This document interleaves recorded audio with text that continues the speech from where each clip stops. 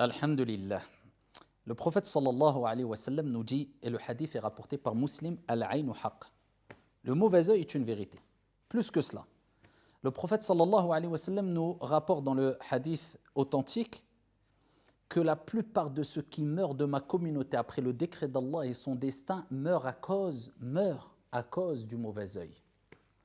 Rapporté par l'imam Ahmed, le prophète sallallahu alayhi wa sallam nous dit, le mauvais œil s'accroche à l'homme, à l'un d'entre vous, par la permission d'Allah subhanahu wa ta'ala, jusqu'à ce que l'homme se retrouve au sommet d'une montagne et qu'il tombe.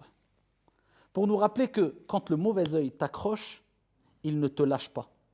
Et par la permission d'Allah subhanahu wa ta'ala, bien sûr, parce que tout se passe selon la volonté d'Allah subhanahu wa ta'ala, il peut te détruire, il peut provoquer ta mort. Le prophète alayhi salatu wa salam a rappelé que le mauvais œil, et particulièrement le mauvais œil venant de l'envieux, haineux, eh bien peut te tuer. Mais pas que, comme on va le voir, incha'Allah ta'ala. Que dire à notre époque aujourd'hui, où l'exposition est beaucoup plus intense qu'il y a 14 siècles, et on le sait toutes et tous à travers les réseaux sociaux. Que dire aujourd'hui, où tout le monde aime exposer un peu tout et n'importe quoi, illa man rahimallah, sauf celui à qui Allah a fait miséricorde. Regardez ma voiture, regardez ma richesse, regardez ma maison, regardez mon épouse, regardez mon époux, regardez-moi. Et la personne ne se rend pas compte qu'elle est peut-être en train d'attirer les foudres sur elle. Une certaine malédiction sur elle. Peut-être la mort. C'est le prophète sallallahu alayhi wa sallam qui nous a rappelé cela quand il nous a rappelé que le mauvais œil pouvait tuer.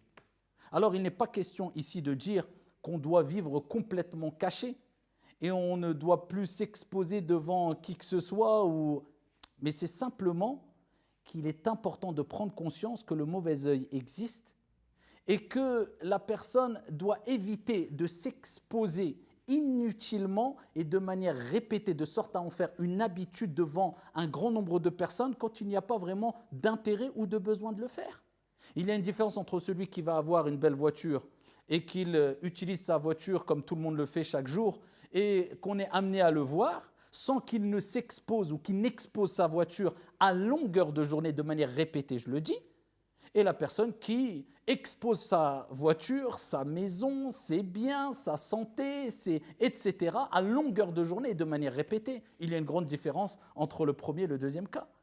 Donc c'est pour cela qu'il est important de prendre conscience que le mauvais œil nous entoure. Et il ne peut pas venir, ou il ne vient pas simplement d'une personne qui nous veut notre mal, attention. Car le mauvais œil, comme on va le voir, incha'Allah ta'ala, peut venir de nous-mêmes, pour nos propres biens. C'est pour cela que le prophète sallallahu alayhi wa sallam, il nous dit, si l'un d'entre vous voit chez son frère, ou en lui, donc il parle de toi, de nous, ou en lui, ou dans ses biens, dans tes propres biens, quelque chose qui lui plaît, qu'il invoque la baraka, la bénédiction d'Allah subhanahu wa ta'ala. Voilà, c'est comme ça qu'on se prémunit du mauvais œil. En évitant de montrer tout et n'importe quoi sans intérêt de manière répétée, concernant les bienfaits que Dieu nous a donnés, concernant notre famille, concernant nos enfants, concernant nos richesses, concernant etc. Surtout qu'aujourd'hui, il en faut peu pour rendre les gens jaloux et attirer le mauvais œil. Et 2, on invoque toujours la bénédiction. Sur ce que tu vois, sur les objets que tu vois qui t'attirent, qui te plaisent, ou sur les personnes, ou sur ta propre personne, tes propres enfants, ta propre famille ou tes propres biens. En invoquant la bénédiction d'Allah subhanahu wa ta'ala, on se préserve et on préserve les autres. De quelle manière? En disant Allahumma barik. Oh Allah béni. Tout simplement. On demande la baraka. Quand quelqu'un te rend un service, tu lui dis barakallahu fik. C'est une invocation. Tu demandes à Allah azza wa jal de le bénir. Et en demandant à Dieu de bénir la personne, eh bien tu le préserves de ton mal potentiel.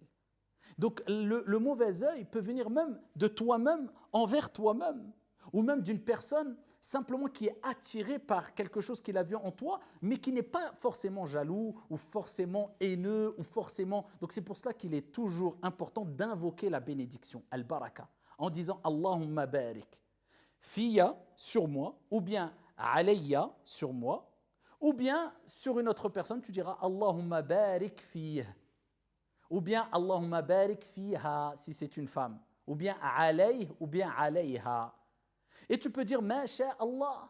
Mais ma sha Allah, tu affirmes une chose qui est vraie. C'est ce que Allah a voulu. C'est ça la traduction de ma sha Allah, ce que Dieu a voulu.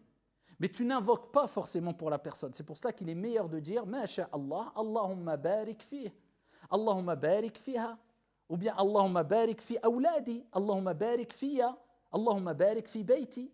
Oh Allah bénit ma maison, ma voiture, mes biens, etc. Donc l'invocation, elle est très importante. Et bien sûr, surtout pour se préserver, n'oubliez jamais vos invocations du soir et du matin. Surtout les invocations protectrices par la permission d'Allah subhanahu wa ta'ala. Les versets coraniques qui sont importants de réciter, récitez toujours Surat al-Ikhlas, Qul huwallahu ahad, al-Falaq, in-Nas, 3 fois le matin et 3 fois le soir. C'est ce qui vous préserve, comme le prophète alayhi salatu wassalam a dit, entre autres, du mauvais œil, de la méchanceté, le mal des gens, mais aussi les invocations qui sont dans Hisnul Muslim, particulièrement l'invocation Bismillahi alladhi la yadurru ma'a ismihi shay'un fil ardi wa la fis sama' wa huwa as-sami'ul alim. Au nom d'Allah, en compagnie de son nom, rien ne peut me nuire, que ce soit dans les cieux et sur la terre. Wa huwa as-sami', c'est celui qui entend tout, al-alim, celui qui sait tout. A'udhu bi kalimatillahi tammati min sharri ma khalaq. Ces invocations qui vous préservent par la permission d'Allah subhanahu wa ta'ala.